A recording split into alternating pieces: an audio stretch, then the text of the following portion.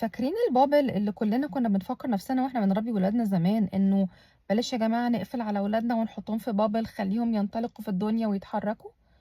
اهو كلنا دلوقتي بندور على البابل دي علشان نحط فيها ولادنا ونقفل عليهم. بجد الاخبار اليومين دول مرعبة، والسوشيال ميديا بتساعد ان القلق ينتشر عند الامهات زي النار في الهشيم. بدل ما نقعد كتير مع القلق، تعالوا نعرف ازاي ممكن نحمي ولادنا من خطر التحرش. مبدئيا كده، من اول ما الولد بيبقى لسه بيستخدم الحفاضات محتاجه اعوده على خصوصيه اللحظه دي. يبقى في ناس ثابته هي اللي بتساعده.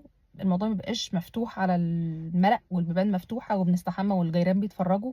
لازم يتعود على خصوصيه اللقطه دي، وغلاوه جسمه هتتبني من خصوصيتي واهميه الخصوصيه اللي انا بحطها على اللحظات اللي زي دي.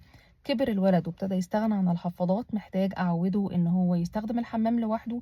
اصبر عليه وافضل عمال مرنه سنه في التانيه لحد ما اتاكد انه يقدر يستخدم الحمام لوحده.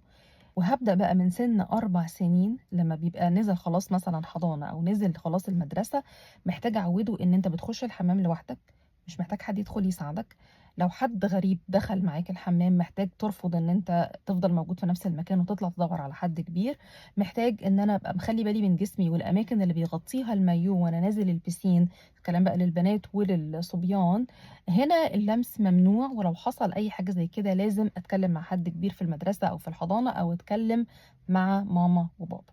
عشان الولد يطمن يجي يحكي لي، لازم يكون اصلا في علاقه موازيه ما بيني وما بينهم، قايمه على الثقه والصدق والصحوبيه، انه ما يخافش يجي يحكي لي حاجه. لان عامه انا لما بتعامل مع اولادي على ان انا هم متاكدين ان انا بتقبل اخطائهم وبتعامل معاها بشكل ناضج، بيطمنوا يحكوا الحاجات دي. لان الولد لما بيحصل له حاجه زي كده بيفتكر ان هو السبب وبيفتكر ان هو اللي غلطان، فبيخاف يحكي. مخ الطفل بيشتغل بالطريقه دي. فعشان اخليه يجي يحكي لي محتاجه اشجعه يحكي لي، محتاجه اخليه يطمن يحكي لي. في امهات بتقول لي انا خايفه افتح الكلام في الموضوع ده مع ابني، اديله افكار او اخوفه من الناس.